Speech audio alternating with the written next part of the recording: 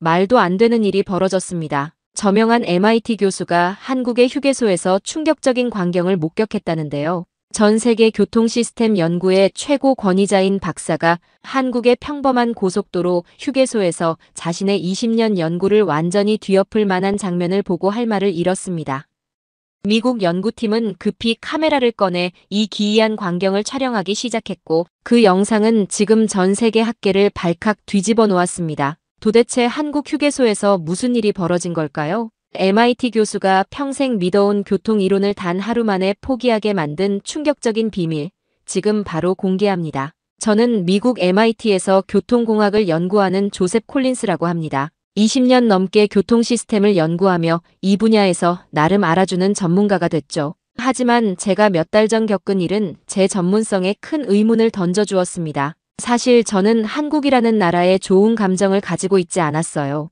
20년 전 교환학생으로 한국을 방문했을 때 예상치 못한 교통사고를 당했거든요. 사고 자체는 크지 않았지만 그 당시 한국에서 긴급 의료 서비스와 교통 시스템이 얼마나 체계적인지 알지 못했던 저는 당황할 수밖에 없었습니다. 특히 한국어가 익숙하지 않은 상태에서 119에 전화를 거는 것조차 어려웠고 택시를 타고 병원을 찾는 과정도 복잡하게 느껴졌어요. 도착 후에는 진료 절차를 제대로 이해하지 못한 채 약 40분을 기다려야 했고 그동안 불안한 마음이 커졌죠. 결국 저는 단 한 번의 불편한 경험을 통해 한국의 의료 및 교통 시스템이 비효율적이라고 속단해 버렸습니다. 이후 미국으로 돌아간 후에도 한국에 대한 인식이 부정적으로 굳어졌고 시간이 흐를수록 한국은 선진국이라 불리기에는 부족한 나라라는 편견을 가지게 되었죠. 그런데 지난달 우리 연구소에서 이상한 회의가 열렸어요. MIT 교통연구소 부장인 마크 웨슬리가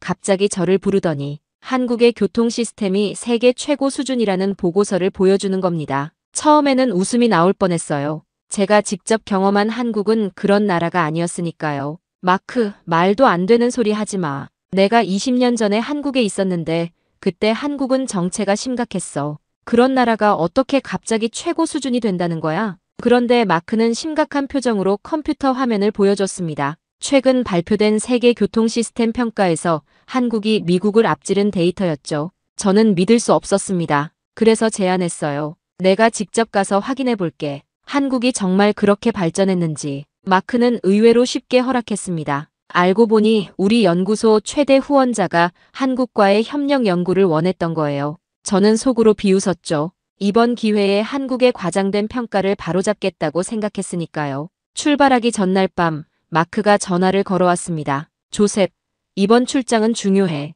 만약 한국이 정말 앞서 있다면 그 비밀을 찾아내야 해. 하지만 가능하면 미국이 여전히 우위라는 결론을 내줬으면 좋겠어. 저는 순간 의아했지만 곧 이해했습니다. 미국의 자존심이 걸린 문제였죠. 그리고 저 역시 한국보다 미국이 앞서 있다고 믿었기에 흔쾌히 수락했습니다. 13시간의 긴 비행 끝에 인천국제공항에 도착했을 때 저는 이미 지쳐 있었어요.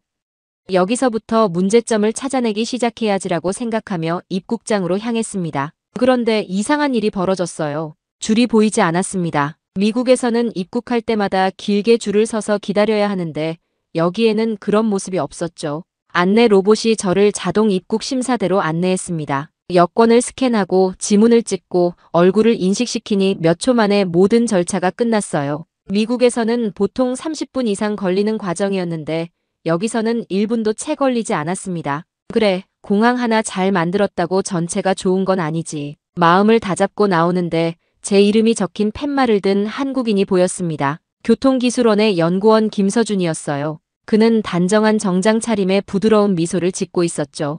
콜린스 교수님 환영합니다. 한국의 교통 시스템을 직접 경험하실 수 있도록 최선을 다해 안내해드리겠습니다. 서준 씨의 영어는 생각보다 유창했습니다. 하지만 저는 일부러 냉담하게 대했어요. 네, 한국이 정말 세계 최고의 교통 시스템을 갖췄다고 들었는데 솔직히 믿기 어렵네요.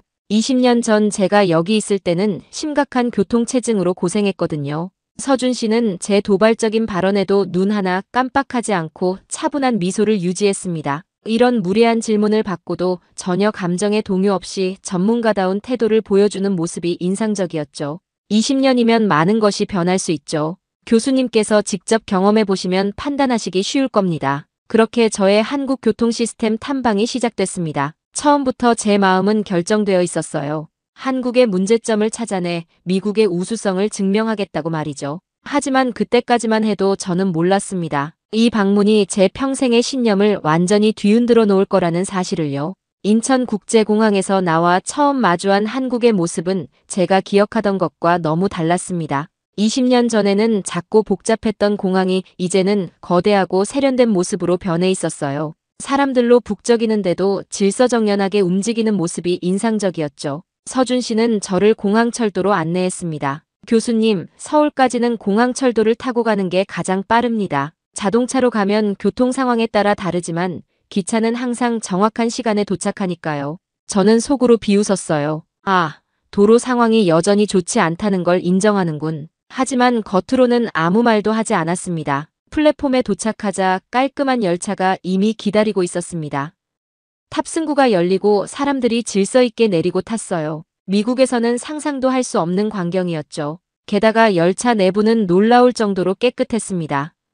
이런 모습을 미국에서 본 적이 없는데요. 열차가 이렇게 깨끗하다니.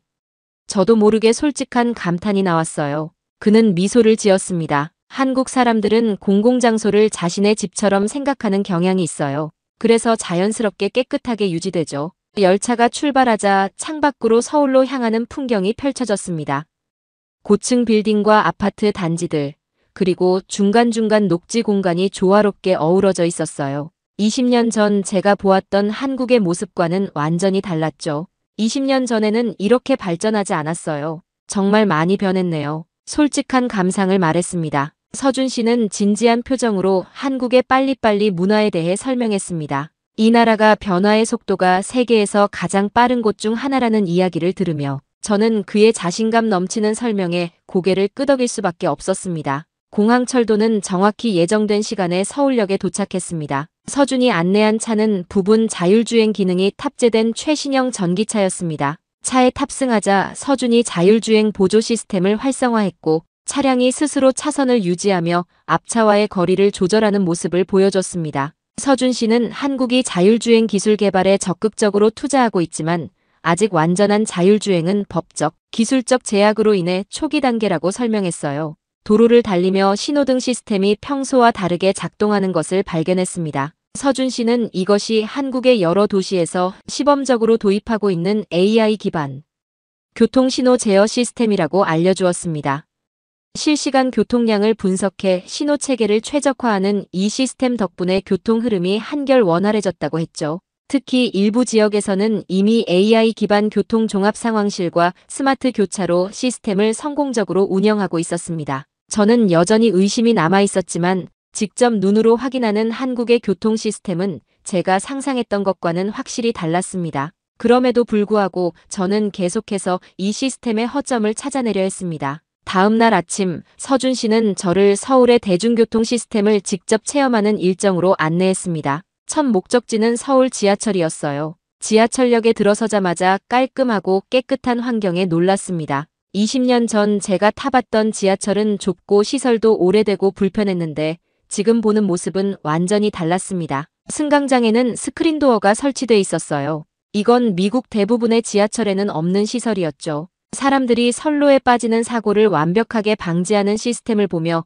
저도 모르게 감탄했습니다. 열차가 도착하자 문이 자동으로 열렸고 승객들은 질서 있게 타고 내렸어요. 열차 내부는 놀라울 정도로 깨끗했습니다. 의자는 편안했고 창문과 벽은 반짝거렸어요. 지하철 안에 설치된 디지털 스크린에는 다음 역 정보와 환승 정보가 여러 언어로 표시되고 있었습니다. 미국에서는 아직도 많은 지하철이 아날로그 안내판을 사용하고 있는데 말이죠. 더 놀라운 건 열차 내부에서 와이파이가 완벽하게 터진다는 점이었습니다. 서준 씨는 서울 지하철 전 구간에서 초고속 인터넷이 가능하다고 설명했어요. 심지어 지하철이 터널을 지나가는 동안에도 통화가 끊기지 않았습니다. 미국에서는 지하철에 들어가면 통화는 물론 인터넷도 끊기는데 이건 정말 다른 세계 같았어요. 지하철을 타고 몇 정거장을 이동한 후 서준 씨는 저를 버스 정류장으로 안내했습니다. 정류장에 설치된 전자 안내판에는 실시간으로 버스 도착 시간이 표시되고 있었어요.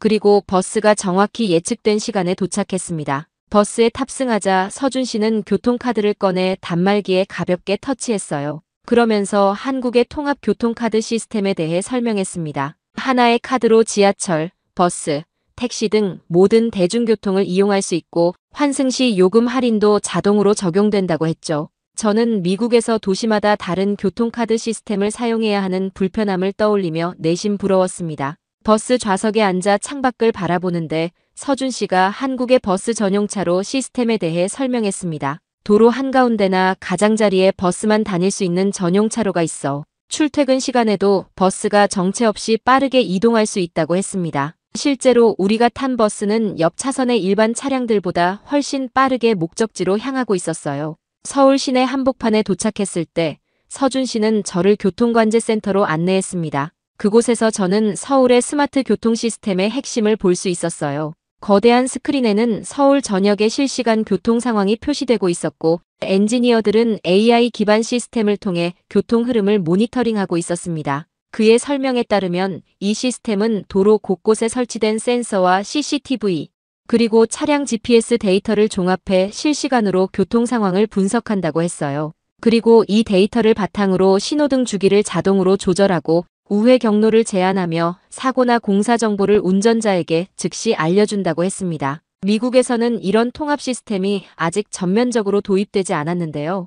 저도 모르게 솔직한 감탄이 나왔습니다. 서준은 미소를 지으며 한국이 IT 기술을 교통 시스템에 적극적으로 접목해왔다고 설명했어요. 수많은 시행착오를 거쳐 지금의 시스템을 구축했고 여전히 개선을 위해 노력하고 있다는 이야기를 들으며 저는 그의 자부심이 느껴졌습니다. 관제센터를 나오면서 저는 머릿속이 복잡했습니다. 지금까지 본 한국의 대중교통 시스템은 확실히 제가 알고 있던 것과 달랐어요. 기술적으로 미국보다 앞서 있는 부분이 분명히 있었습니다. 하지만 저는 여전히 의구심을 버릴 수 없었습니다. 이건 분명 서울 중심부에만 해당되는 거야. 외곽으로 가면 상황이 달라질 거야. 그렇게 생각하며 저는 다음 일정을 기다렸습니다. 다음 날 서준은 저를 서울 외곽으로 안내했습니다. 고속도로를 달리게 될 예정이었죠. 제 안에는 여전히 의심이 가득했어요. 대도시 중심부는 시스템이 잘 갖춰졌을 수 있지만 외곽은 어떨까?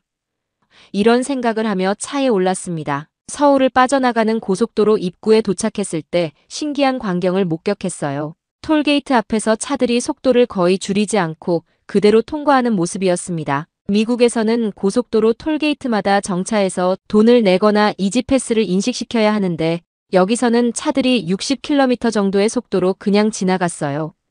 한국의 하이패스 시스템에 대한 설명을 들으며 저는 놀라움을 감출 수 없었습니다. 차량 안에 작은 단말기를 설치하면 무선으로 자동 결제가 이루어지는 시스템이었죠. 특히 놀라웠던 건 보급률이었습니다. 자동차 등록 대수의 96.5%가 하이패스를 사용하고 있다는 이야기에 저는 입이 떡 벌어졌어요. 미국의 이지패스 보급률을 훨씬 뛰어넘는 수치였습니다. 고속도로를 달리는 동안 도로 상태가 매우 양호하다는 점도 인상적이었어요. 미국의 많은 고속도로는 노후화로 패인 곳이 많은데 이곳은 아스팔트가 매끈했습니다. 서준은 한국의 첨단 교통관리 시스템에 대해 설명했습니다. 이 시스템은 교통 흐름을 실시간으로 모니터링하고 CCTV를 통해 도로 상태를 감시하며 필요한 유지보수 작업을 신속하게 진행할 수 있도록 한다고 했어요. 도로 위 전광판에는 실시간 교통정보가 표시되고 있었습니다. 서준의 설명에 따르면 이 정보는 지속적으로 업데이트되어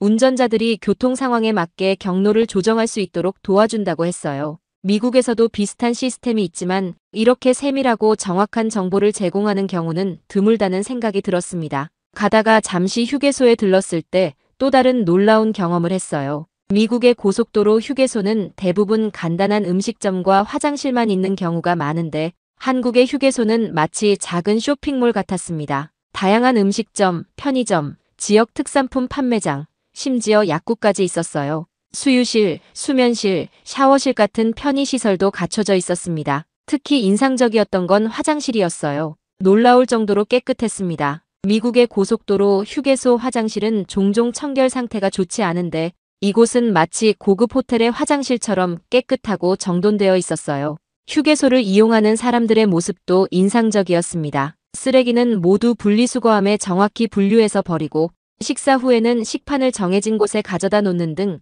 자발적으로 질서를 유지하고 있었어요. 이런 모습은 미국의 휴게소에서는 상상하기 어려운 광경이었습니다. 다시 도로로 나와 달리던 중 갑자기 앞에서 구급차 사이렌 소리가 들렸어요. 그런데 놀라운 일이 벌어졌습니다. 구급차가 접근하자 주변 차들이 일제히 길을 비켰습니다. 마치 계획된 것처럼 모든 차량이 질서 있게 구급차를 위한 길을 만들어줬어요. 서준은 한국에서는 긴급 차량의 우선 통행을 위한 시스템이 도입되고 있다고 설명했습니다. 일부 도시에서는 구급차나 소방차 같은 긴급 차량이 접근하면 신호등을 제어하여 우선 통행을 가능하게 하는 시스템이 운영되고 있다고 했어요. 하지만 더 인상적인 건 운전자들의 자발적인 협조였습니다. 누가 시키지 않아도 모두가 긴급 차량을 위해 자신의 차를 비켜주는 모습이 참 인상적이었어요. 외곽의 작은 도시로 향하는 길에 서준은 한국의 도로 파손 신고 시스템에 대해 설명했습니다. 핸드폰 앱을 통해 일반 시민들이 도로 파손이나 위험 요소를 신고할 수 있고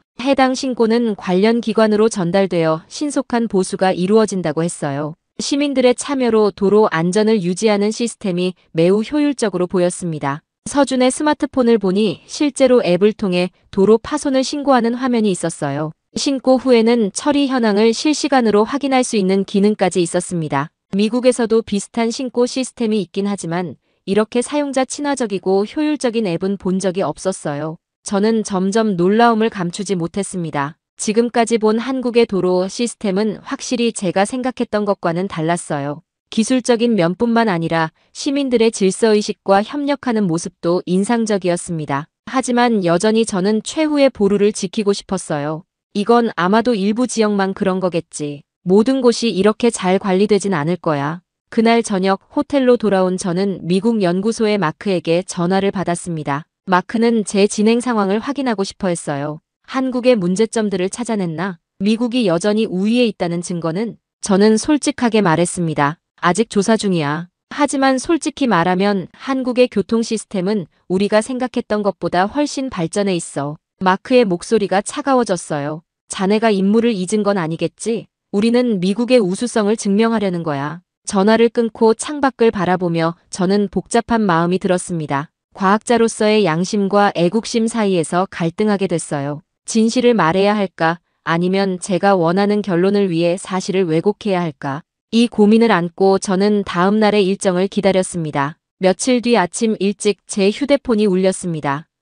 미국에서 걸려온 전화였어요. 저는 잠시 망설이다 전화를 받았습니다. 마크는 바로 본론으로 들어왔어요. 한국의 문제점들을 충분히 발견했는지, 미국 시스템의 우수성을 입증할 자료를 모았는지 날카롭게 물었습니다. 제가 중립적인 태도로 더 시간이 필요하다고 하자 그의 목소리는 점점 거칠어졌어요. 곧 있을 연구 발표회에서 미국의 교통 시스템이 여전히 세계 최고라는 것을 증명해야 한다며 압박했습니다. 전날 보고 들은 것들이 머릿속을 스쳐 지나갔어요. 하이패스 시스템, 실시간 교통 제어, 깨끗한 휴게소. 객관적으로 봤을 때 한국의 시스템은 분명 우수했습니다. 제가 이번에도 한국이 몇몇 부분에서 미국보다 앞서 있다고 솔직히 말하자 마크는 분노했어요. 전화기 너머로 그의 화가 난 숨소리가 느껴졌습니다. 그때 비로소 저는 마크의 진짜 의도를 깨달았어요. 그는 처음부터 객관적인 평가를 원한 게 아니었습니다. 그저 미국이 최고라는 결론을 뒷받침할 증거만 찾길 원했던 거죠.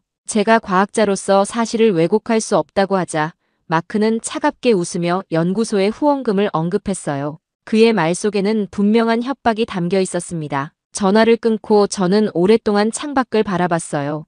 20년간 쌓아온 제 경력과 양심 사이에서 갈등이 일었습니다. 연구소로 돌아가면 승진이 보장되어 있었고 원하던 연구 프로젝트도 맡을 수 있었어요. 하지만 그러려면 진실을 왜곡해야 했습니다. 그날 오후 서준이 저를 데리러 왔어요. 그의 밝은 얼굴을 보는데 마음이 무거웠습니다. 오늘은 한국의 교통안전 시스템을 보여주겠다고 했죠. 차에 타면서도 마크의 압박감이 머릿속을 떠나지 않았어요. 서준은 제 표정이 어두운 것을 알아챘는지 무슨 일이 있냐고 조심스럽게 물었습니다.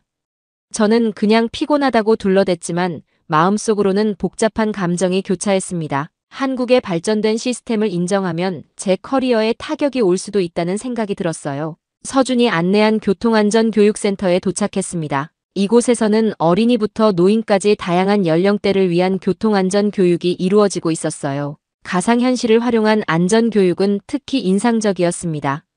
미국에서는 이렇게 체계적인 시민 교육 시스템이 없었기에 더욱 놀라웠어요. 센터 관계자는 한국의 교통사고 감소율이 최근 10년간 꾸준히 떨어지고 있다고 설명했습니다. 이는 첨단 시스템 도입뿐만 아니라 시민들의 안전의식 향상 덕분이라고 했어요. 그 말을 들으며 저는 마크에게 어떤 보고서를 써야 할지 더욱 고민됐습니다. 점심시간 서준과 함께 센터 근처 식당에서 식사를 하는데 제 휴대폰이 울렸어요. 마크였습니다. 받지 않으려 했지만 서준이 자리를 비운 사이에 결국 전화를 받았습니다. 마크는 더욱 노골적으로 압박했어요. 조셉, 우리 연구소의 최대 후원자가 오늘 나에게 연락해왔어. 그들은 미국 교통 시스템 개선을 위한 자문이 아닌 미국 시스템의 우수성을 증명하는 자료를 원해. 자네가 한국을 너무 높게 평가하는 것 같아 염려돼. 그의 말에는 회유와 숨겨진 위협이 담겨 있었습니다. 제가 진실을 보고하면 연구 자금이 끊길 수도 있다는 암시였어요. 20년 동안 연구해온 프로젝트들이 모두 물거품이 될 수도 있었습니다. 마크, 내가 본 것을 그대로 보고할 뿐이야. 한국의 교통 시스템은 분명 배울 점이 많아. 마크의 목소리가 차갑게 변했어요. 정말 그렇게 생각하나? 그럼 자네가 한국으로 연구 발령받는 것도 고려해볼까? MIT에는 미국을 대표할 수 있는 교수가 필요하니까. 전화를 끊고 저는 한동안 멍하니 앉아 있었습니다. 서준이 돌아왔을 때는 억지로 미소를 지었지만 마음속은 혼란스러웠어요. 과학자로서의 양심과 미국인으로서의 자존심, 그리고 현실적인 커리어 사이에서 갈등했습니다. 그날 저녁 호텔 방으로 돌아온 저는 마크에게 이메일을 한 통 받았어요. 제목은 단순했습니다. 초안 보고서 요청. 첨부된 문서를 열어보니 이미 결론이 작성되어 있었습니다. 한국의 교통 시스템은 표면적으로만 발전했으며 실질적인 효율성과 안전성에서 미국에 미치지 못한다. 제 이름으로 거짓 보고서를 내야 하는 상황. 저는 창가에 서서 서울의 밤거리를 내려다보았습니다. 질서정연하게 흐르는 차들, 밝게 빛나는 신호등, 깨끗한 도로, 그리고 떠오르는 질문. 진실을 말해야 할까? 아니면 편안한 거짓말을 선택해야 할까? 이 질문 앞에서 저는 무거운 결단을 내려야만 했습니다. 오늘은 특별한 곳으로 모시겠습니다. 다음 날 아침 일찍 호텔 로비에서 만난 서준의 눈빛에 자신감이 넘쳤습니다. 지난 며칠간 서울의 최첨단 시스템을 보여준 그는 이제 다른 모습을 보여주고 싶은 듯 했어요. 승용차 대신 기차를 타고 이동하겠다는 그의 제안에 저는 호기심이 생겼습니다. 기차역으로 향하는 길에 서준은 오늘의 일정을 설명했어요. 대도시의 화려함이 아닌 평범한 사람들의 일상 속 교통문화를 보여주겠다는 것이었습니다. 전날 마크와의 통화가 머릿속을 맴돌았지만 전문가로서 객관적인 시선을 유지하려 노력했어요. 기차는 정확히 예정된 시간에 출발했고 창밖으로 펼쳐지는 한국의 풍경이 도심의 빌딩 숲에서 아름다운 산과 강으로 바뀌어 갔습니다. 서울의 화려한 스카이라인과는 사뭇 다른 정겨운 풍경이었습니다. 작은 도시에 도착하자마자 눈에 들어온 것은 깔끔하게 정비된 도로와 인도였습니다. 서울과 비교해 규모는 작았지만 시스템의 질은 전혀 떨어지지 않았어요. 오히려 더 인상적인 부분도 있었습니다. 특히 놀라웠던 건 보행자 중심 교통 시스템이었어요. 횡단보도 앞에서 차들이 완전히 멈춰 서는 모습이 인상적이었습니다. 미국에서는 보행자가 길을 건널 때도 차들이 종종 참지 못하고 경적을 울리는 경우가 많은데 여기서는 모든 차들이 자연스럽게 사람을 먼저 배려했어요. 보행자 신호등에는 남은 시간이 정확히 표시되어 있었습니다. 몇 초 남았는지 알 수 있어서 무리하게 뛰어가거나 기다리는 시간을 예측할 수 있었어요. 게다가 교차로에는 음성 안내 시스템이 설치되어 있어 시각장애인도 안전하게 길을 건널 수 있었습니다. 한 교차로에서 노인 한 분이 천천히 길을 건너고 있었는데 신호가 바뀌었는데도 뒤따르던 차들이 인내심을 갖고 기다려주는 모습에 감동했어요. 미국에서는 상상하기 어려운 광경이었습니다. 서준은 이것이 단순한 시스템의 문제가 아니라 문화의 문제라고 설명했어요. 한국 사회는 서로를 배려하는 문화가 교통 시스템에도 자연스럽게 반영되어 있다는 거였습니다. 그래서 첨단 기술과 함께 사람들의 의식이 결합되어 더 효율적이고 안전한 교통 환경을 만들어낸다고 했죠. 잠시 후 초등학교 근처를 지나게 되었는데 여기서 또 놀라운 광경을 목격했습니다. 학교 앞 도로에는 스쿨존이라는 어린이 보호구역이 설치되어 있었어요. 속도 제한 30km 표시가 명확했고 노란색 횡단보도와 과속 방지턱이 곳곳에 설치되어 있었습니다. 더 놀라웠던 건 운전자들의 태도였어요. 모든 차들이 자발적으로 속도를 줄이고 조심스럽게 운전했습니다. CCTV가 스쿨존을 감시하고 있었지만 그것보다 중요한 건 운전자들의 자발적인 안전의식이었어요. 서준은 한국에서 어린이 교통안전은 최우선 가치라고 설명했습니다. 어린이 보호를 위한 법적 장치도 강화되었지만 더 중요한 것은 시민들의 인식이라고 했어요. 교통사고로 아이들이 다치는 일을 방지하기 위해 사회 전체가 노력하고 있다는 이야기를 들으며 저는 깊은 인상을 받았습니다. 귀가하는 길에 도로 한복판에서 한 차량이 갑자기 고장났어요.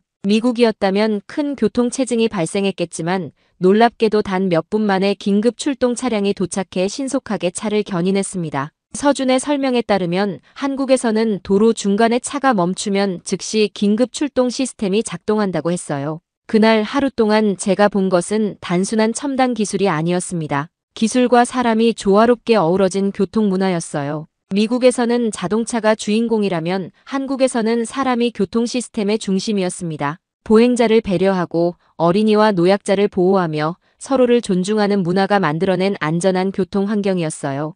호텔로 돌아오는 길에 저는 깊은 생각에 잠겼습니다. 한국의 교통 시스템은 단순히 기술 선진국의 모습을 넘어 문화 선진국의 면모를 보여주고 있었어요. 이런 측면은 마크가 원하는 보고서에 어떻게 담아낼 수 있을까? 아니, 담아내야 하는 걸까? 내면의 갈등은 더욱 깊어졌습니다. 열흘간의 한국 방문 일정이 거의 끝나가던 날이었습니다. 서준은 마지막으로 보여주고 싶은 곳이 있다며 저를 한국의 첨단 교통관제센터로 안내했어요. 이곳은 전국의 교통 흐름을 한눈에 모니터링하고 통제하는 곳이었습니다. 센터 내부에 들어서자 거대한 스크린들이 벽면을 가득 채우고 있었어요. 각 화면에는 실시간 교통 상황, 사고 정보, 대중교통 운행 현황 등이 표시되고 있었습니다. 관제사들은 차분하게 모니터를 주시하며 필요할 때 신속하게 개입하고 있었어요. 가장 인상적이었던 건 긴급 상황 대응 시스템이었습니다. 우리가 센터에 있는 동안 도시 외곽에서 교통사고가 발생했어요. 즉시 긴급 차량이 출동했고 사고 지점으로 향하는 경로의 모든 신호등이 자동으로 조정되었습니다.